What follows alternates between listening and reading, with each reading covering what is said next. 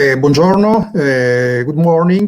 Let me welcome to our new webinar in our pre-summer talks events. Today we are having a really exceptional session while we are talking about safer cities through digital transformation and sustainable development in the post-COVID-19 era. Today is a really special occasion to discuss on our approach on looking forward in the new trajectory of restarting our activities. As you might know, is also a way of activating sort of multiple connection in the way we would like to progress our knowledge and the way we are going to work in different fields. Today with us, we will have Juma Assiago, which is the urban safety expert of UN Habitat Safer Crisis Program, Cities Programs, and Professor Iaione, who is the director of our Lewis Master of Science in Law, Digital Innovation and Sustainability. And the event will be moderated by Elena de Nictolis, which is a research fellow in our LabGov.City research center. So I wish you can enjoy this really interesting topic on an area that is really rich and fruitful of thought innovation, especially in this moment. Thanks to our guests for staying with us and for running this very interesting session.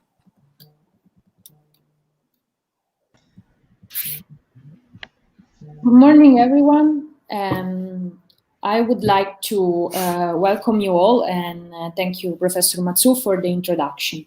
So I would like to give the word first to Dr. Assiago, and it would be a pleasure for us to talk with him today about the UN Habitat activity in terms of urban health and specifically the Safer Cities program and how it was impacted by COVID-19 and what are the near future perspective in terms of transitioning towards a different model to implement urban sustainable development. So thank you, Dr. Assiago. Okay, thank you very much. Much appreciated to you for inviting UN Habitat to the table. Indeed, this has become what we call the new normal, our way of conducting meetings via these virtual means. It is really indeed a paradigm shift in the way we ourselves work during this COVID-19 pandemic period. Thank you very much for also bringing to the fore this very important topic, linking safer cities to digital transformation and sustainable development. Indeed, as we encounter the 21st century, which is not just the urban century, but also the technology century, this topic therefore becomes extremely important in the way we see cities and people living in cities and other human settlements. For UN Habitat, our work on the Safer Cities program has surpassed 25 years today. We have been pragmatic in promoting safety as an issue of better urban governance, better urban management, and better urban planning. And as you know, as we have departed from the 20th century urban development model that really was anchored around the car, we see that levers such as safety have helped us move away from that sprawled model of urban development to one that is very much people-centered, and one that really takes cities to a level of compactness, mixed use, and interconnectedness. The sense that safety has less become a security architecture conversation to one that is really about the quality of life of people is really what is the essential flagship of what UN Habitat's Safer Cities practices over the past 25 years have shown, with local governments as the coordinators of the prevention of crime and violence practice, policy and practice, and one that has cut through both the developed and the developing world, that has been institutionalized in many cities around the world, in Latin America, in Africa, in Asia Pacific, and indeed provides what I see today as the innovative space for new ways of approaching urban development, new ways of emphasizing people at the center of urban development strategies and interventions, one that really brings together an integrated model of delivery with citizens as the key actors, and with the co-production of cities and the co-production of safety as the front runner and the front rider to how we see cities for people and not people for cities. So basically, our experience over the past 25 years drives a narrative that was largely understood as a security narrative to one that's now a developmental narrative.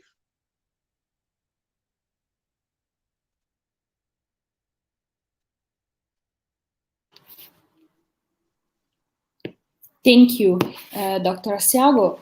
I would like to now ask Professor Iaione to react to this and maybe try and make some connections to the research activities that you are carrying out currently on this very same topic, and specifically on how to use this digitalization to support urban sustainable development, including urban security from both material and digital, and from both a tangible and intangible perspective of urban security.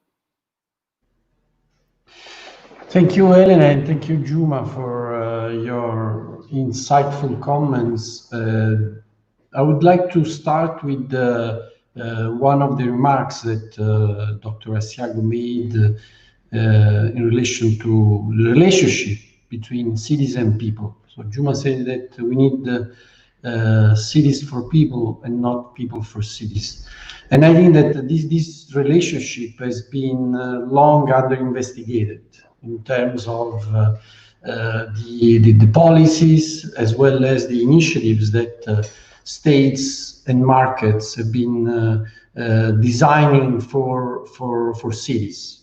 What UN Habitat, through many policy initiatives, and the Safer Cities program is one of the most important one, has been trying to say is that we need to put people at the center of the governance of cities, people at the center of the policy making of cities. And I think that what COVID-19 demonstrated is that now more than ever, we need to leverage the capacities, the capabilities, the energies of city inhabitants, because it's only through cooperation, it's only through collaboration and sharing of city inhabitants in the task of delivering the ultimate goal of safer, smarter, more sustainable cities that we can face all the challenges that Juma was mentioning. Cities and human settlements will have to face in the 21st century. I think that the response that came from many cities in the world in terms of how to mitigate the risks associated with COVID-19 was essentially rooted in the social cooperation, in this social cohesion that some cities rather than others showed in terms of how to make sure that people will not get caught by the COVID-19 pandemic. I think that what cities in Japan, in Korea, and even Italian cities were impressively compliant. People in city inhabitants were impressively compliant with the and cooperated with the authorities during the lockdown in order to face the risk. So my question, and this is a way to come back and also to foster a conversation rather than a speech, is one of the things that I would say also the things that people, scholars, policymakers, activists have been arguing about is how to, in exiting from the lockdown, we would face the social distancing issue in cities. And there is a lot of talking around these digital apps that are being used to track movements and to, of course, to also see how the health of people inside cities are. And my position on this is embedded in my writings around the Internet of Humans approach, which calls again for more citizen involvement. So my question to Juma would be, he has an extensive experience, a great point of observation on how cities have been using these digital apps in terms of contact tracing, social distancing, monitoring, whatever you want to call it. But so, first of all, what's his impression on the capability, on the capacity of these tools to really deliver, track down, and how these, in terms of privacy, in terms of all the discussion on also surveillance, democracy, surveillance, capitalism that has been going on for quite a while. What's his take on these two issues?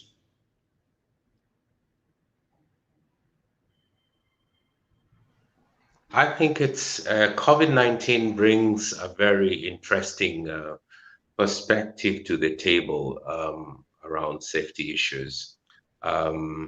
I think first and foremost, let's acknowledge that the smart city concepts that often are associated with the digital transformation discussions have often been criticized for focusing too much on hardware and less on people. Yet, of course, according to the ITU, we begin to see the definitions around cities with digital transformations largely being defined as smart, sustainable cities. And those are cities that are understood to use technology or ICT as a whole to improve the quality of life of citizens, while at the same time ensuring that they're meeting the needs of the present and future generations. Now, coming back to the COVID-19 conversations, it is really not surprising to see that the cities that have had robust governance and health infrastructure systems in place are the ones that appear to be better managing the pandemic, and there are lower case fatality rates taking place in those countries. We see the early responses of countries like Taiwan and Singapore to the COVID-19 outbreak as standing out. And that's because they had invested in their investigative capacities, their health systems, and importantly, the right kind of leadership in place to rapidly take decisive actions.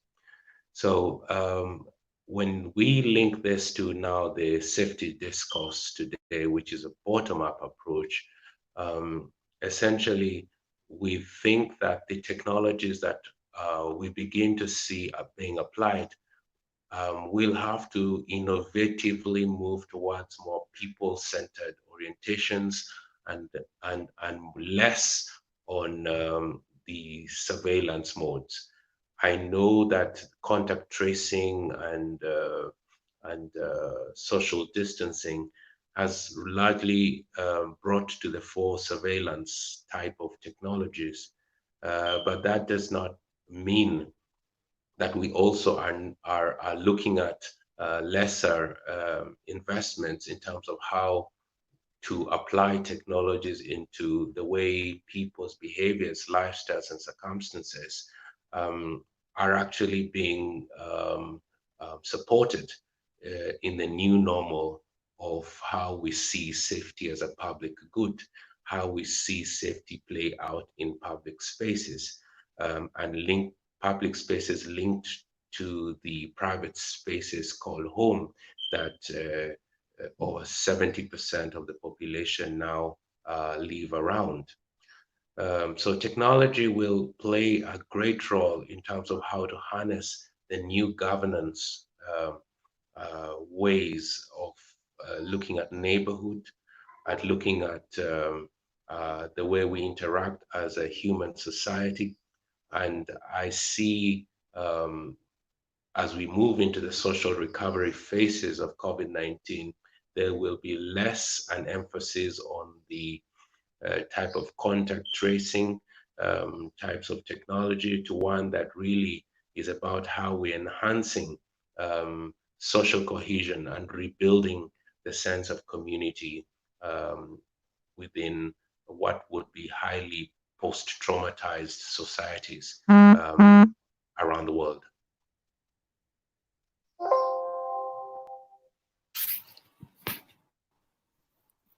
Thank you, Dr. Assiago. Do you also another very important research topic related to this, a very important dimension that you roughly mentioned in your intervention is the international dimension of cities' activities in terms of security. So cities cooperate, cities collaborate between each other, and they engage in mutual learning process. And UN Habitat has an enormous role also in fostering collaboration between cities, or at least exchange of experiences. So there are many experiments, for instance, the Global Parliament of Mayors or city networks like C40 or many others, and of course the Healthy Cities network that are exchanging practices. And do you think that there is a way to standardize the lessons that UN Habitat is learning on the ground, or is or already or has already learned? And is there a way to improve the policy capacity of cities across the world through cooperation in terms of health, security, and in its different dimensions? Yes, I think first and foremost, we can look at the pre-COVID phase and begin to appreciate that member states were already on a journey of transformation in terms of the type of standards of safety and security delivery we see happening around the world.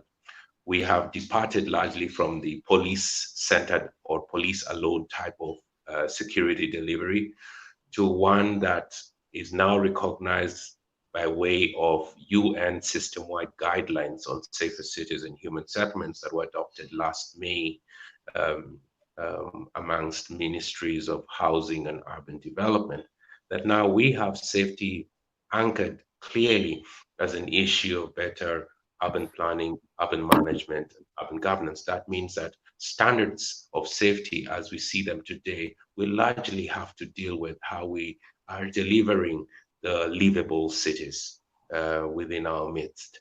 There will have to be standards that really speak to how we advance safety as a public good, and where public space in terms of its availability, its uses, its access become central indicators about how we are delivering safer cities and human settlements.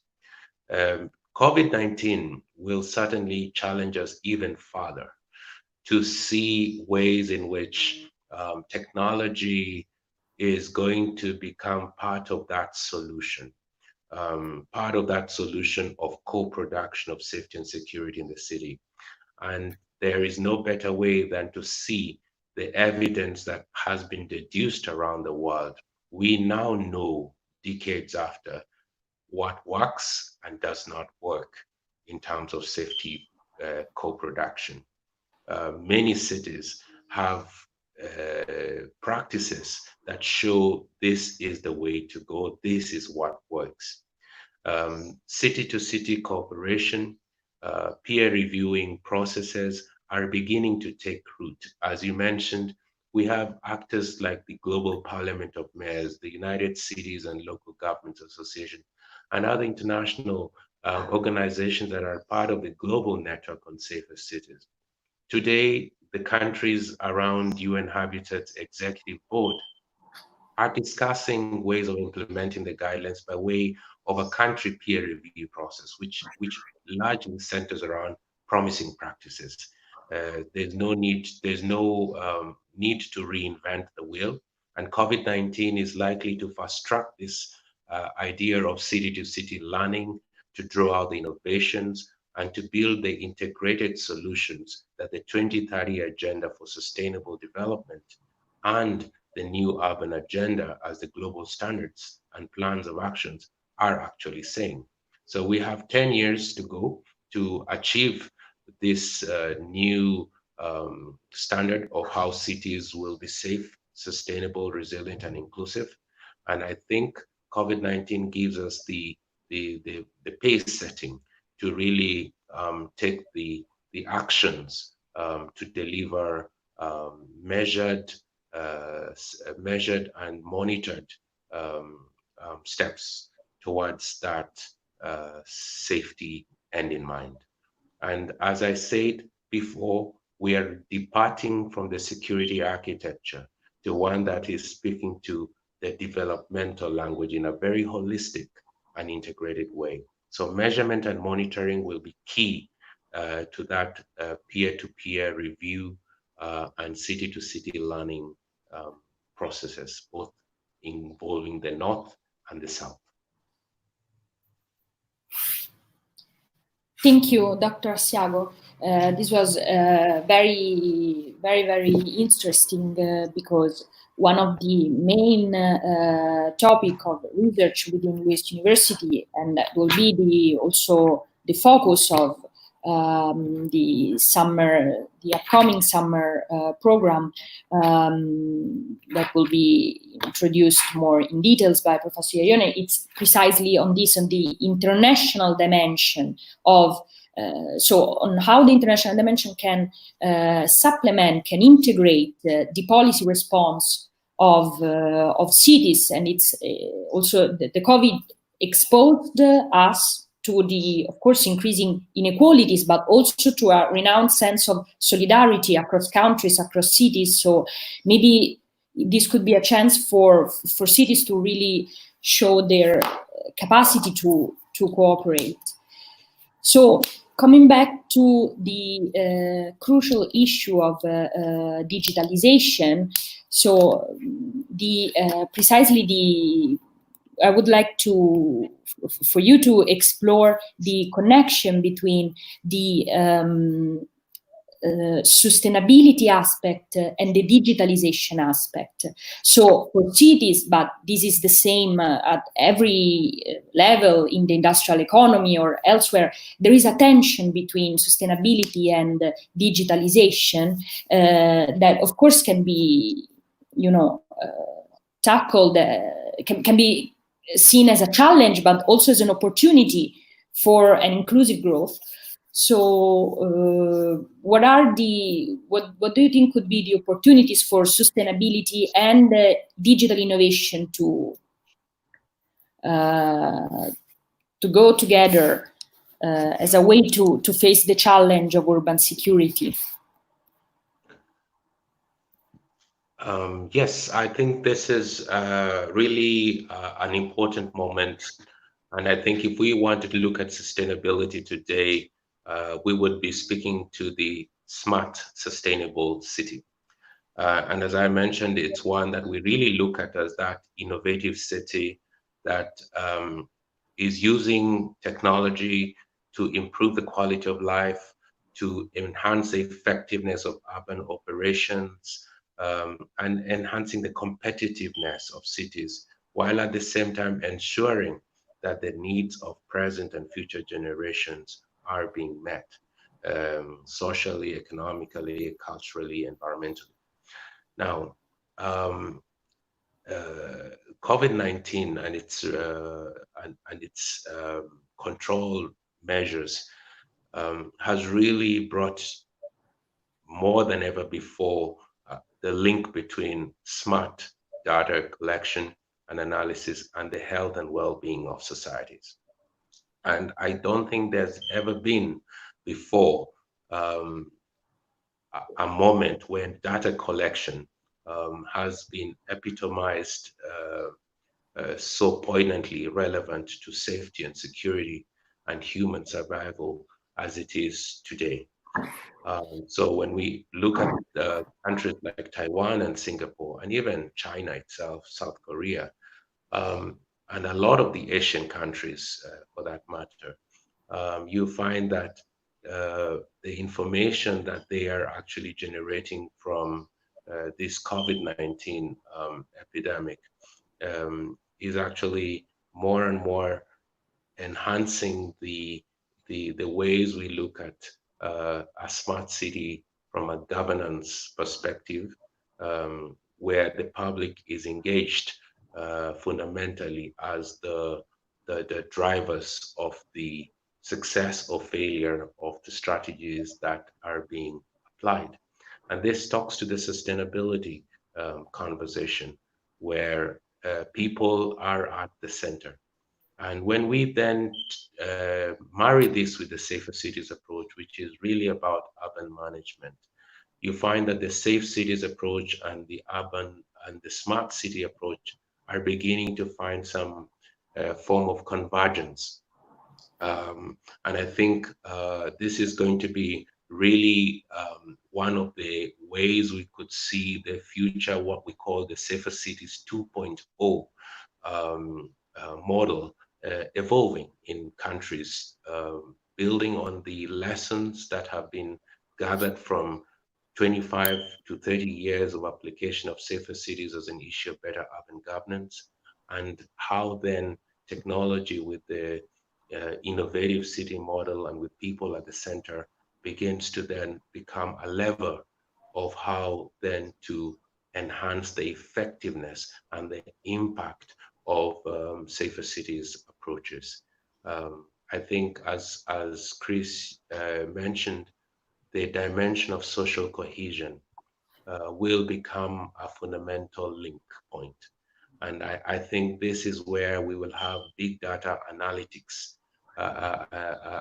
linking up very much with the current traditional ways of data collection and analysis around crime victimization, around safety audits. I think this is the convergence of these two approaches bears much promise. And I think in the final analysis, we will need to have geospatial data and the data that we have generated from the sociological analysis coming together and overlaying each other and helping us to know how to engage the diverse communities we see in cities to take the most appropriate measures to ensure our collective well-being and survival. So essentially, safety is, as I said, becomes a fundamental way of how we look at sustainable development. There will be no safety without sustainable development, and there will be no sustainable development without safety.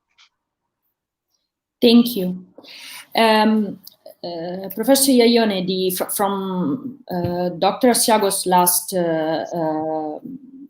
elaboration, it seems like the role of the law in general, of policies of the law, and therefore the capacity of young professionals to be equipped with an understanding of the legal challenges related to this topic is probably essential. Not just the legal, very technical solutions that can be implemented at the UN level, but also a more general understanding of how to approach the issue of safety from the perspective of responsibility, of equality, of fairness, of access, and in general the role of law and the rule of law seem very, very relevant. So, what is the role of would you mind elaborating on that? It is important to cope with these issues from a legal perspective, and how is possible to do that? What are the main avenues? Okay, thank you. The question is pretty clear. So what I got from Juma's remarks is that more and more cities are acting as producers of law. More and more cities, as opposed to nation states and even international or transnational organizations like the European Union, are starting to produce actually law, policies, regulations that are definitely starting to look alike, which means that they are operating, and your reference to the city networks is very important, and in particular to the Global Parliament of Mayors, which actually is built upon the idea that cities can be number one, an international player and a player in the international arena. B, it's a parliament, so the mayors can produce law by referring, agreeing, and convening on the same legal principles, on the same policy principles. So in a coordinated way, different cities in the world, in the north, in the south, starting with different characteristics, and starting from different, from different points they are producing similar laws, similar principles. So this is important because it's a breakthrough in the both in the conversation around the production of policies and responses to the challenges that the 21st century is going to bring to humankind. So you have a new player on the scene. It's the cities. We should look more closely into how they operate, how they are producing these regulations, these policies, and these laws, and how they are managing these technologies, how they are elaborating responses to climate change, because we would be very impressed by the novelty, the originality, and the forward-looking approaches that they are acting as laboratories of experimentation. They are the front runners of innovation. These are the places where then new technologies, as much as new discoveries, new scientific discoveries, have their birth. And so we should really, the other point is that they are so diverse between, so whatever happens in cities, it can be scaled up more easily because it's been tested in different grounds. And so by the time it becomes a standard, as we were saying before, it's a standard that can be addressed and accessed by different cities in the world. The global north or global south doesn't matter, because that's the point of. So I think that and in this way, it's also a good point that we address in our summer university, is the fact that we are going to deal with on one side, Juma called them safer cities 2.0, and I believe that for this reason, it's not only so it's crucial, as we said in the first part of this webinar, the role of cities, the role of people, the role of equality, the role of fairness. And I think that they can be enabled by three elements: finance, so green and sustainable finance, which in European Union will be one of the key drivers of policy making in the future. Emerging technologies that work a lot on decentralization and the role of city users, human beings, rather than the technology itself. I'm talking about things like human-centered IoT, Internet of Things, things like a human rights-based approach to artificial intelligence in cities. I'm talking about blockchain in cities. And the third point is how we can really leverage on the knowledge and the innovation that is produced in cities. A lot of startups in an open innovation mode are producing solutions, cooperating with city governments as much as with corporate actors and knowledge actors like us, like universities, city centers, research centers. So open and collaborative innovation in cities is producing startups and solutions that are advancing the frontier of scientific and technological innovation and progress. So I think that we should look at these three elements: finance, emerging technologies, and open innovation processes as one of the three possible, and they are going to be three key topics in our summer university program. Thank you. I will take this chance to open up. We already received many questions. So the Q&A session, I would say it's officially open. So if you don't mind, I'm just going to read some of the questions that we received from the participants, and I invite everyone to please join the discussion and send the questions into the chat, and we will read them. So first one, agree with data collection, but we need transparency about what is collected, for what purpose, and who sees and uses it. So this is probably a question for both of you. So mostly about privacy protection. Who wants to? Dr. Assiago, do you want to elaborate? To start on this? All I could say in this is that the UN has been, or in the recent past, been working on standards around digital rights.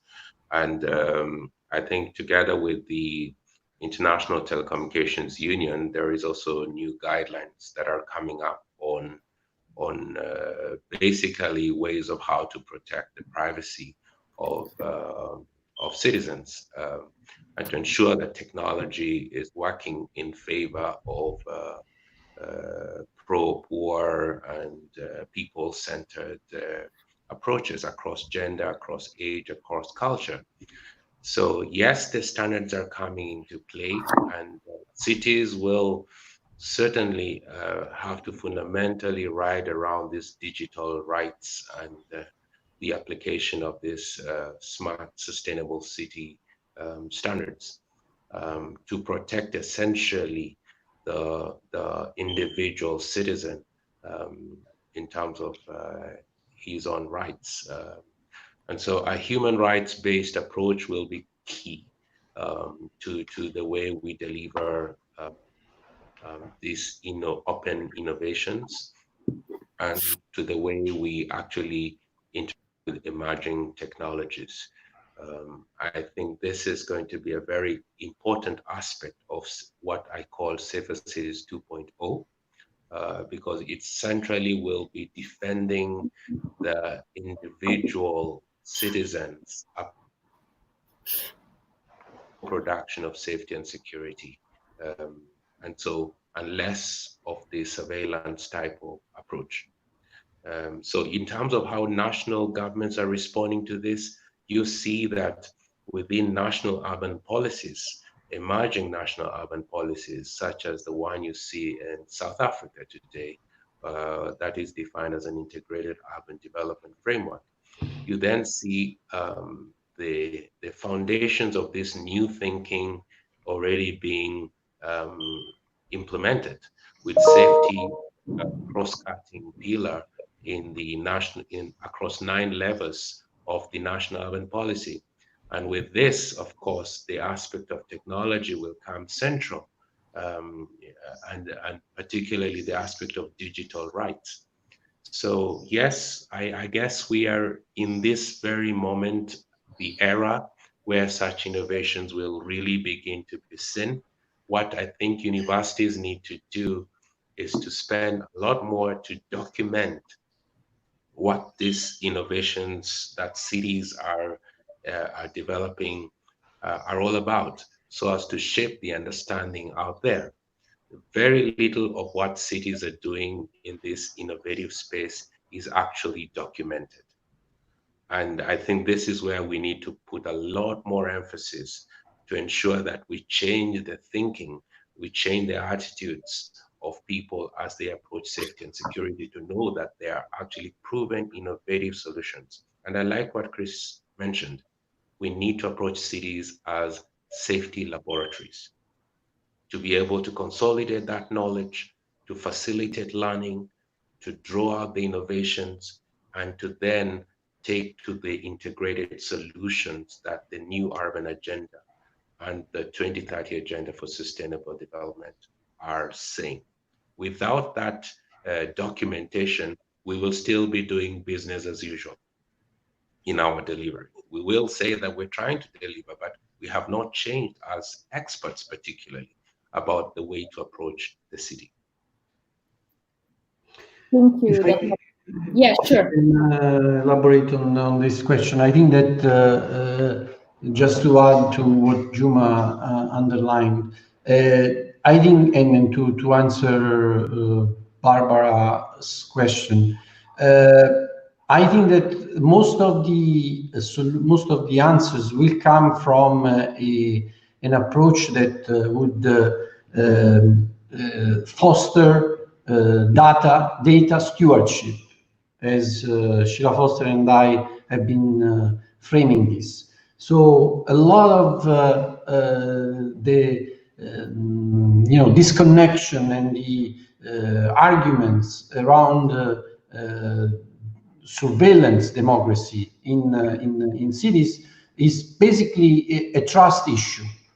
It's people do not trust, and I think that there is some ground, some reasonable ground for them to doubt about the use of data that these digital apps do. So our proposal has been, why don't we start thinking about data trusts that puts in the hand of a third party that is managed, monitored, supervised by civic organizations, single city inhabitants, the the ownership, the stewardship, or the management of this data, so that they can collectively protect the data and represent city inhabitants in this, because of course, if you take them individually, they are not able to defend themselves against the use of this data. So it is important to really invest on the concept of that data stewardship as a way to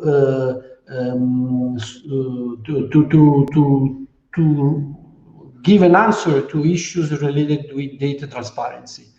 The other point is I think that is related to how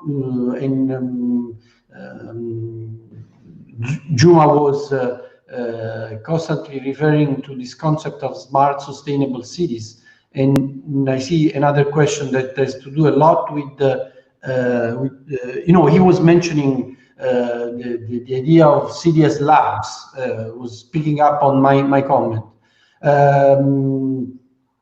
The idea is exactly this, and as part of the summer university, we will bring to the table the City Science Initiative that the EU, the European Union Joint Research Center, has started 2 years ago. We, as Lewis University, are part of this initiative.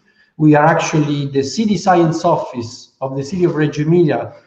By the way, the map that is behind me is the map of the city of Reggio Emilia, that is one of the most innovative cities in Italy. We are acting as City Science Office, meaning that we act as a scientific and innovation broker. So with that, we are working side by side with the city in order to have in this in Reggio Emilia's labs these innovations, these scientific test beds, in order to test, to elaborate and test these scientific and technological innovations before they become standards, okay? So this idea of experimentalism in cities is going to be a key issue, a key approach. And I think that also through this, we can also become more aware of the risks and the dangers that might be associated with the scientific and in technological innovations that normally are just proposed right away to the general market. So if we have cities that are courageous enough to take on the challenge, to test, to experiment, and even, of course, design this scientific and technological innovation, probably we will lower the risk and also increase the social acceptability of these innovations. Thank you. Dr. Assiago, please go ahead. No, I think essentially legitimacy and trust are the underpinning elements, not just to this question around data, but also the aspect of the rule of law. So these issues come in together. As we discussed today, the COVID-19 responses and the increased incidences around police brutality, the big question, the fundamental question that comes up is the question of legitimacy and trust that are being questioned by the populations today. And I think we need to think about this even as we enter into the digital space, that at the end of the day, it is about people, and that the way we have institutions that come up in the interest of enhancing the safety of people, they must espouse within themselves the context of communities in which they want to serve. So it essentially, we come to the real issues of talking about people and ways in which to break the cycle of crime and violence will require us to have a much, much broader multidisciplinary thinking, looking at solutions around this away from safety and security to one that is really about governance of safety, that's really about addressing the causalities and building in the trust and legitimacy of processes that people can then participate and co-produce safety and security for all. Thank you. Another question, another set of questions actually that I'm going to summarize because they are about this one topic is, again, the tension between sustainability and digitalization. So, for instance, related to the issue of data, of data in general, Dr. Assiago, your comment about merging the smart cities with the safer cities, or actually inserting smart cities within the safer cities initiative, was very much appreciated, but there are concerns. For instance, cities don't have the same data readiness level. Also, since a high, smart cities require, as every data reading activity, a very high and intense, they are power intensive activity, so they require energy, and not all cities have the same access to energy or the same resources to purchase it.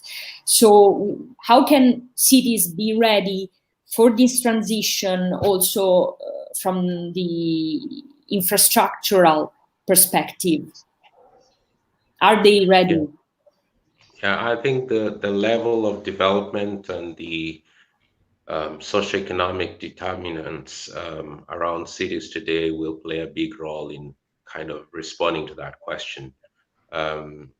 Cities with a high concentration of urban poor and deep inequalities will be more potentially vulnerable when it comes to this digital conversation than those that are better resourced and more inclusive. This is just my personal perception to this. There has to be an approach to this that is a no one size fits all. Again, it really comes to the question of how we underlying the types of digital applications we use is the evidence that we have deduced of the particular context that we want to apply these digital tools. It's very important for us to approach this conversation with a no one all solution, and to ensure that the aspect of the sociological outlook of people in terms of their behaviors, lifestyles, and circumstances inform the types of solutions then that can be adapted to their needs. So yes, the smart city and safe cities convening is happening, will happen, but the fusion of how safe cities has come to the fore with lessons about community engagement will need to influence, of course, that digital transformation space. And I think it's a healthy balance if taken in this way. Cities will have to become more the arenas around data storage, moving away from the private data spaces, and it will mean new legislation that will have to come to safeguard data within such public institutions. Essentially, we're talking about a transformation of the governance of data and safety as well. Thank you. Professor Iaione, urban law can an urban law-based perspective address these issues? So the differences that exist between cities in terms of their access to data governance, to inclusive and transparent data governance option, as well as to the energy that is necessary to run a digitalization transition.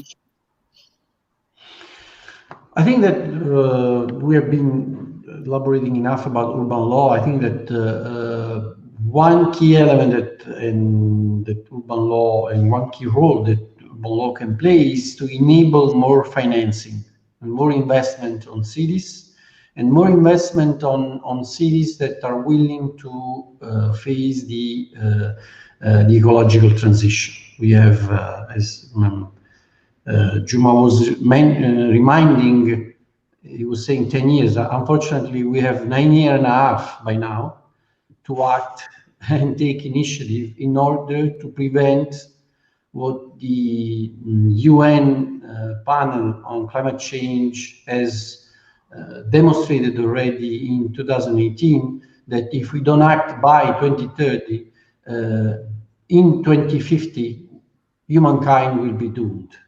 And, you know, probably people do not know yet about the urgency and do not realize how urgent it is to act and act fast in order to transform human settlements into smart, sustainable settlements.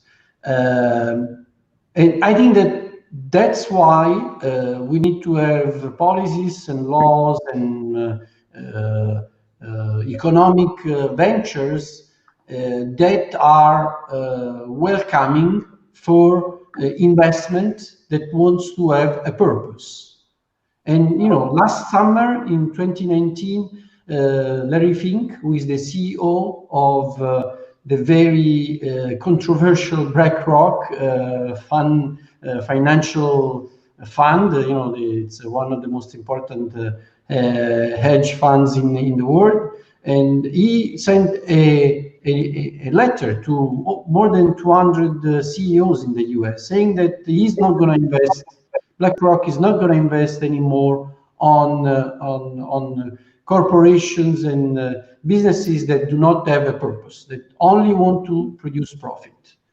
And I think that's, you know, it's a breakthrough, and it's by no chance probably that BlackRock became also the advisor of the European Union in order to set the so-called KPIs, key performance indicators, for what it means to have a green and sustainable financing. I think that for the first time in human history, probably three different actors, the state, the market, and the communities, the society, are coming together towards a common goal.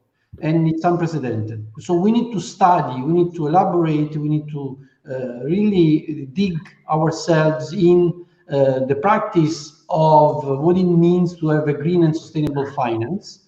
Long-term investors are going to be invited to the summer university that we are hosting starting on the 22nd of June.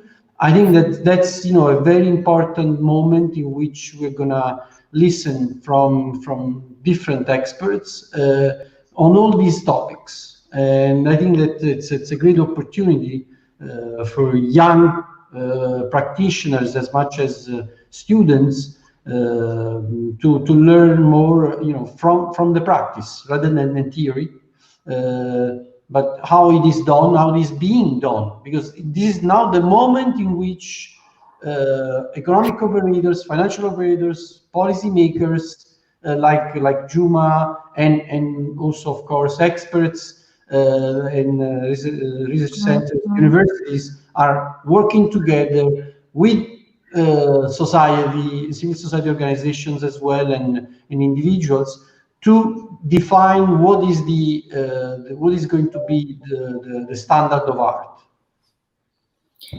Thank you. This is totally coherent, and it probably already replies to the last question from our participants. Can we include in our strategies community capacity building for data management, analysis, and usage? It seems to me that the answer is certainly yes. Capacity building for communities is crucial, and this is the role of this can be the role of institutional actors like UN Habitat, but also, as Professor Iaione was mentioning, there is room for for researchers and for policy experts to actually engage on the ground with communities and transfer the necessary knowledge directly to them so that they are able to be empowered and to participate proactively in these processes? So it seems to me that the answer is yes, we can certainly include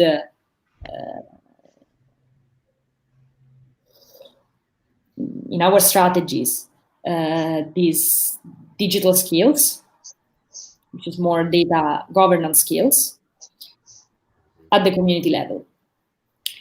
So questions are, we explored all questions from our participants. So I would say, I would ask to the both of you if you want to add some conclusionary remarks, recommendations for students that are attending this session or anything else.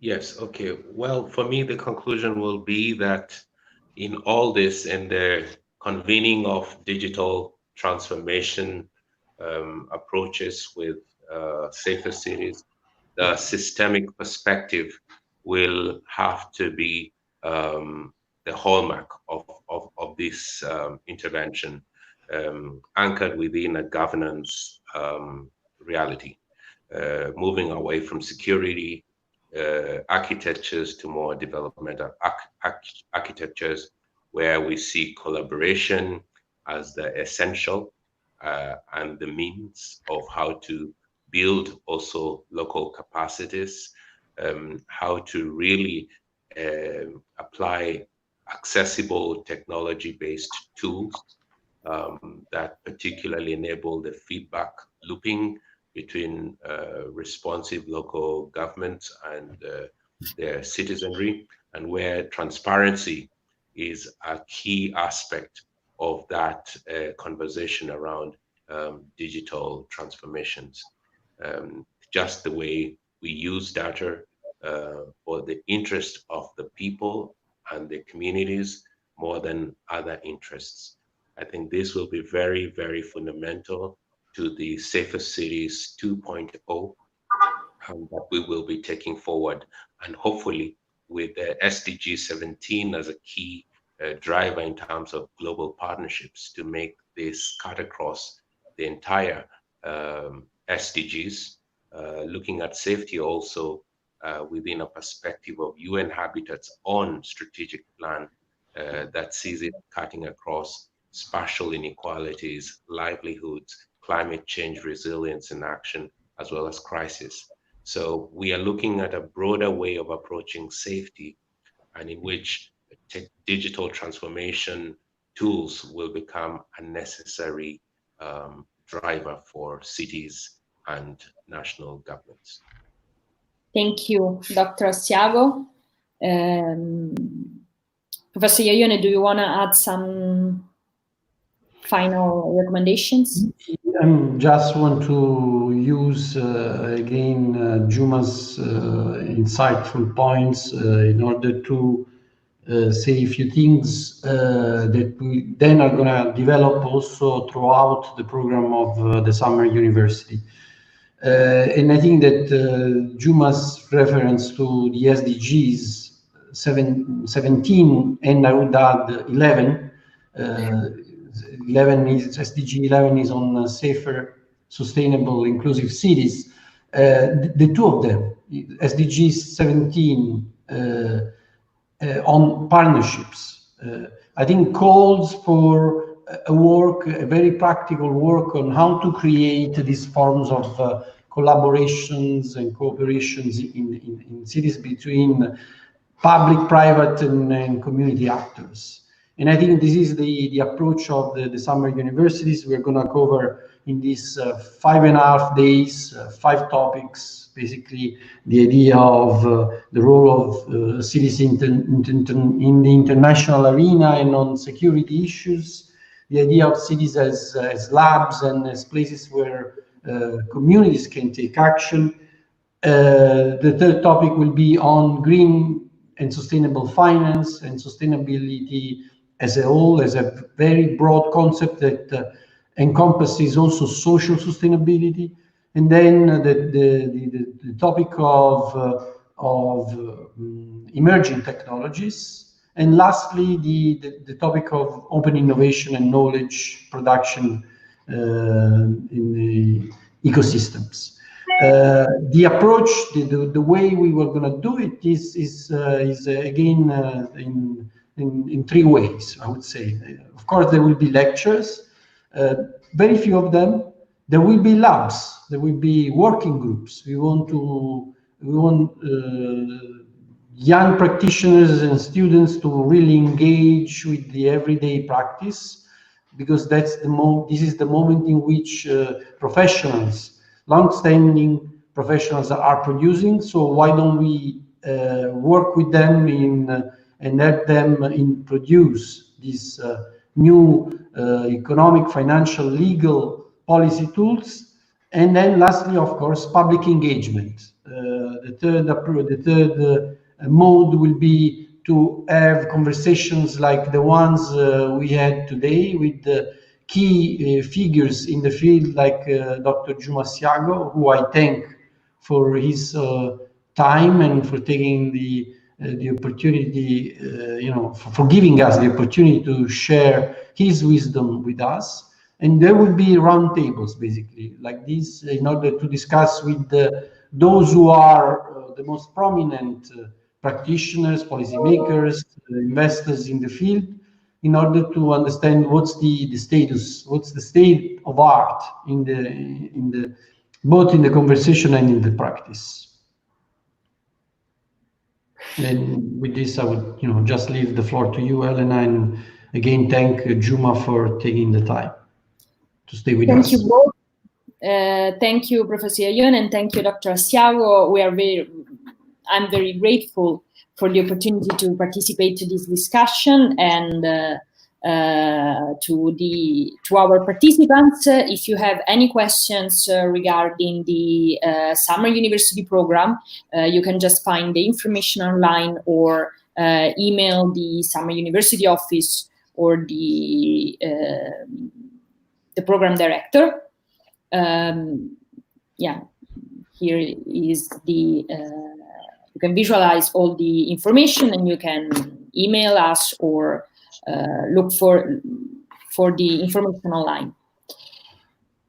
So thank you all to participants and panelists for your time and for sharing your wisdom and experience with us.